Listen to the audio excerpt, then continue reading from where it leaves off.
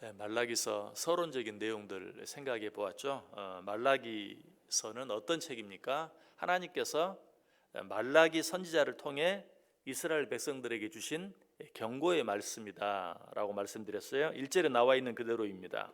여호와께서 말라기를 통하여 이스라엘에게 말씀하신 경고라. 자, 그런데 그 경고의 첫 마디가 뭐예요? 2절이 어떻게 시작하고 있죠? 여호와께서 이르시되 내가 너희를 사랑하였노라. 하나님께서 이스라엘 백성들에게 주신 경고의 첫 마디가 내가 너희를 사랑하였다. 이거는 너무나 당연한 것이, 우리가 이미 생각해 본 대로 하나님의 경고 자체가 우리를 사랑하시는 증거라고 그랬어요. 사랑하시기 때문에 경고한다라고 말씀드렸죠. 그래서 그 경고의 첫 마디도 내가 너희를 사랑하였다. 그런데 여기서 우리가 한 걸음 더 나아가서 알아야 될 것은 이 사랑은 보통 사랑이 아니라는 거예요. 아주 특별한 사랑이. 어떻게 특별한 사랑이냐면 그저 우리가 이웃을 사랑하자, 이웃을 사랑한다 라고 말할 때 쓰는 그런 일반적인 의미의 사랑이 아니라 하나님께서 많은 사랑 가운데 몇 사람을 특별히 택하여 해주는 사랑. 예를 들면 해가 비치는 것, 이것은 모든 사람을 향한 일반적인 사랑이, 해가 오고 비가 오고 하는 것들. 그러나 여기서 말하는 사랑은 그런 사랑이 아니라 하나님이 택하신 자들에게 베푸시는 특별한 사랑을 말한다. 또 다른 말로 하면 사랑받을 자격이 전혀 없는 자들을 그 가운데서 택하셔서 사랑해 주시는 그런 사랑이다 하는 것을 우리가 기억해야 돼요. 이 사랑이 특별한, 무엇보다 중요한 또 다른 한 가지 이유는 이 사랑은 일방적인 사랑이, 하나님께서 내가 너를 사랑하겠다라고 우리 둘이 서로 손가락을 걸고 약속한 그런 사랑이 아니라 내가 너희를 사랑하겠다, 하나님께서 일방적으로. 여러분, 언약이 귀한 이유가 여기 있어요. 하나님께서 우리와 맺은 언약은 일방적인 언약이, 내가 너희를 택했다, 내가 너희를 사랑했다, 내가 너희를 구원했다, 일방적인 것이. 이 사랑이 왜 의미가 있습니까? 이 사랑은 절대 깨질 수 없기 때문에 그래요. 쌍방적인 언약은 어때요? 둘 중에 한 사람이 잘못하면 깨져요. 하나님이 우리와 쌍방적으로 언약을 맺었다면 내가 잘못하면 끝나는 거예요.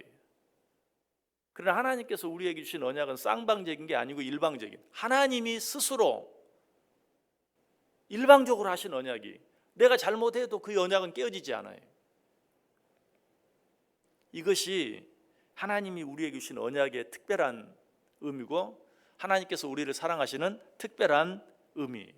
이 사랑은 깨질 수 없다. 하나님이 포기하지 않는 한 깨지지 않아요. 그런데 하나님이 포기합니까? 포기하지 않으십니까? 절대 포기하지 않으시죠. 그렇기 때문에 우리를 사랑하시는 하나님의 사랑은 영원한 것이, 사람과 사람 사이에 맺어진 사랑은 결코 영원할 수 없어요. 그러나 하나님께서 우리에게 일방적으로 주신 언약의 사랑, 사랑의 언약, 이것은 영원토록 계속되는 것이다. 여러분, 이 사실을 기억하는 것이 중요해요. 이 사실을 잊지 않는 것이 중요해요. 그래서 성경은 기회 있을 때마다 기억하라, 기억하라, 기억하라, 잊지 말라. 신명기 7장 19절에 말하죠. 내 하나님 여호와께서 너를 인도하여 내실 때에 내가 본 큰 시험과 이적과 기사와 강한 손과 편파를 기억하라. 신명기 15장 15절에도 너는 애굽 땅에서 종되었던 것과 내 하나님 여호와께서 너를 속량하였음을 기억하라. 신명기 32장 7절은 옛날을 기억하라 라고 말하고 있어요. 여러분, 지금까지 하나님께서 우리를 어떻게 사랑하셨는가 하는 것을 기억할 수 있는 것, 또 그 사랑이 어떤 사랑인가, 하나님께서 일방적으로 내게 베풀어 주신 언약의 사랑이라는 사실을 기억하는 것, 이것처럼 중요한 게 없어요. 이 사실만 잊지 않는다면 우리는 세상이 어떻게 돌아가도 그것 때문에 두려워하거나 염려할 필요가 없는 것이.